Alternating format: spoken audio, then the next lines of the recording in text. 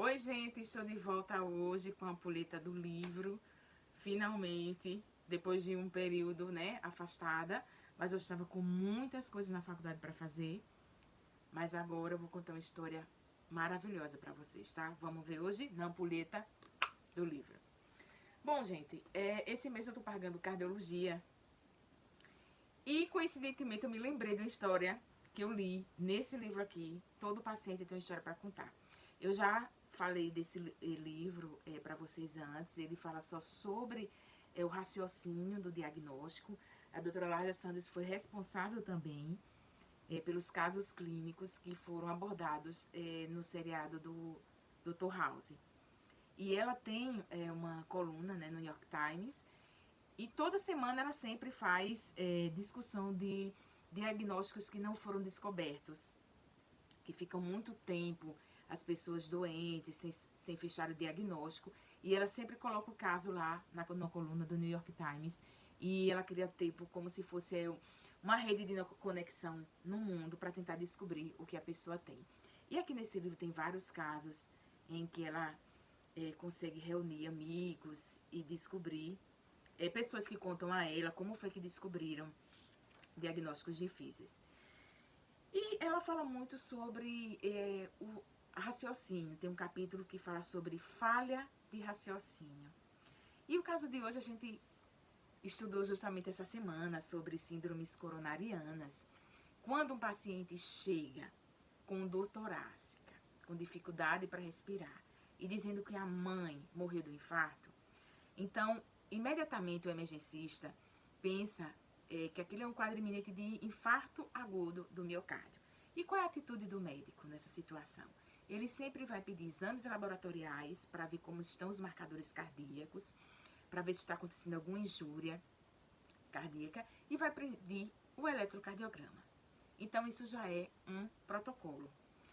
Mas o que aconteceu com o David, de apenas 27 anos, foi muito intrigante. Porque, na verdade, o que ele tinha não estava nem no diagnóstico diferencial para o infarto agudo do miocárdio. E vamos descobrir como foi que aconteceu.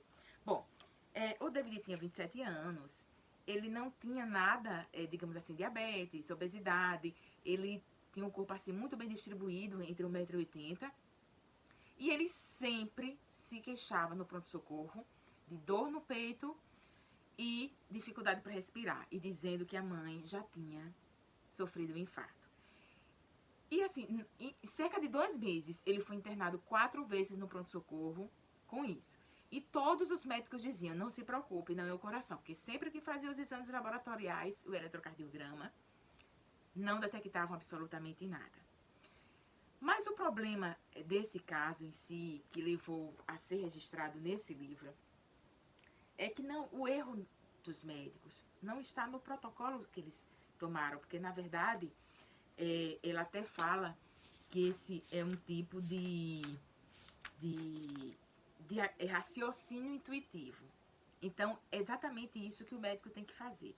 Ela disse que o erro estava dos médicos admitirem esse jovem o ano inteiro e ninguém ter, na verdade, o raciocínio analítico, que eu vou explicar no final para vocês. Então, o David ele começou aí o ano inteiro no pronto-socorro. 2 meses, 4 internações.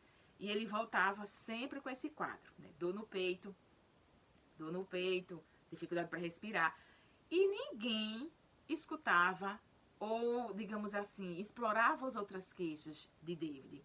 Ele chegou aí próximo ao Natal a ser internado e foram sucessivas internações, até que uma médica deu um basta nisso.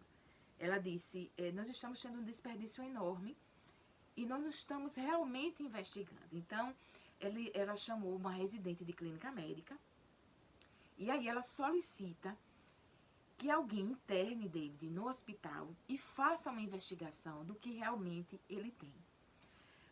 E aí, depois que ele é internado, na verdade a médica escuta que além desses sintomas, ele tinha dormência nos dedos, ele tinha cãibras, ele tinha dores musculares, ele reclamava muito de dormência, né?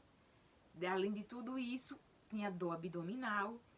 E ela começou a investigar o que poderia ser isso. Até que no exame laboratorial, ela percebeu que as hemácias estavam muito baixas. E disse, não, David, você tem anemia. Agora, ela também fez os testes nas articulações e ela percebeu que ele não tinha sensibilidade. E aí ela disse que tinha que fechar um diagnóstico em que ele tinha anemia, ele tinha falta de sensibilidade e ele tinha essa fraqueza. E aí ela pensou, quais as doenças possíveis dessa lesão nos nervos, né, da neuropatia? Você tem a diabetes, você tem a sífilis, você tem até o próprio HIV. Então, tinha inúmeras doenças que ela poderia pensar que estava interligada à lesão nervosa. Outra coisa que ninguém perguntou a David na anamnese, que ela pensou também, que essa lesão nervosa poderia estar ligada a uma toxina. E ela descobriu que ele era gari. Então, ele pode ter tido algum contato com alguma toxina, alguma substância, um arsênico, que poderia estar levando a essa fraqueza que ele tinha. Então, ela também escutou e ela prestou atenção nessa pergunta da anamnese sobre a profissão. E aí ela continua a investigação, até que o laboratório passa para a doutora Christie que os leucócitos deles, ele tinha uma outra, deixa eu mostrar aqui, ele tinha núcleos de forma irregular. E aí ela pensou, ele tem núcleos de forma irregular nos leucócitos, então, ou pode ser uma deficiência de folato ou deficiência de vitamina B12, já que a anemia já tinha sido descartada. No exame em que ela fez a investigação, ele não tinha anemia falciforme. Ele tinha o ferro normal, ele tinha o folato normal. E aí ela continua com essa incógnita, tendo que fechar esse diagnóstico com a fraqueza, com a dor abdominal, com a dormência, com a dor no músculo, com a falta de sensibilidade. Até que ela disse, bom, então já descartamos a anemia, então se ele tem leucócitos com núcleos irregulares, então vamos investigar a vitamina B12. Quando ela investiga a vitamina B12, ela percebe que ele tem níveis baixíssimos de vitamina B12. E finalmente ela fecha o diagnóstico de anemia perniciosa.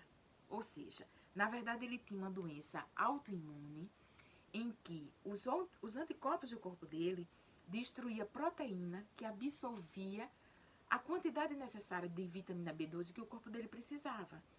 Então, na verdade, a anemia perniciosa, ela fechava o diagnóstico com a fraqueza, com a neuropatia que ele tinha, com a dormência, com a dor abdominal. E ela conseguiu, claro, que com a reposição de vitamina B12 e alertando ele que ele teria que fazer essa reposição ao longo de toda a vida, ele voltou ao normal. Para vocês verem que, por exemplo, a dor torácica pode não ser infarto agudo do miocárdio. O protocolo dos médicos estava todo certo. Mas se você tem um paciente em que ele vai diversas vezes ao seu serviço e você já descarta o infarto agudo do miocárdio, a médica ela coloca isso aqui como erro diagnóstico, em que os médicos eles precisam ter o raciocínio intuitivo e o analítico. O intuitivo é aquele que todo mundo tem que fazer quando vê um quadro iminente do infarto agudo do miocárdio, o que eles sempre fizeram. Tudo bem, houve o raciocínio intuitivo, mas e o raciocínio analítico? Por que deixaram esse rapaz ser atendido tantas vezes e ninguém parou para pensar, como ela até coloca aqui, o que mais isso poderia ser?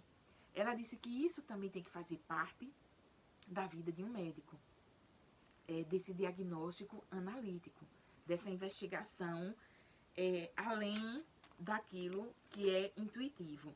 E ela coloca aqui, também que eu acho interessante, eles fizeram um estudo com médicos e tanto médicos quanto os pacientes sabiam que estavam sendo gravados, mas eles não sabiam qual era o intuito da pesquisa. E no final, Na verdade, os estudiosos queriam saber quantas vezes o médico interrompia o paciente quando ele falava na anamnese. E pasme, mais de 75% das consultas houve uma interrupção abrupta. O paciente começava a falar com 16 segundos, era interrompido. E o estudo aqui, ele fala que eles foram interrompidos a cada 3 segundos. E no final, ela disse que David poderia ter morrido. E ele poderia ter feito parte das estatísticas dos pacientes. Ela fez um estudo em que 20% dos pacientes só é descoberto, vítimas de erro diagnóstico, só é descoberto na autópsia.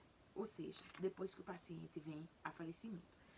Eu acho muito interessante esse livro, porque ele não vem digamos, a denegrir a comunidade médica.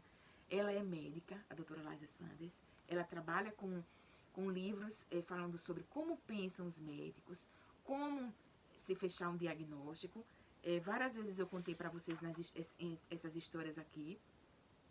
E, na verdade, ela disse que David poderia ter vindo a falecer sem nunca saber o que tinha acontecido com ele. A anemia perniciosa não fazia parte de um diagnóstico diferencial do infarto agudo do miocárdio, uma síndrome coronariana aguda, né? Mas ela disse que o médico, ele tem que ter esse raciocínio intuitivo, o que mais poderia ser, para que ele possa fazer uma investigação, ou mesmo fazer o que a última médica fez, de encaminhar ele para uma investigação minuciosa. E aí, mais uma reflexão, né, para a nossa vida, e fica a dica. Nem tudo que reluz é ouro.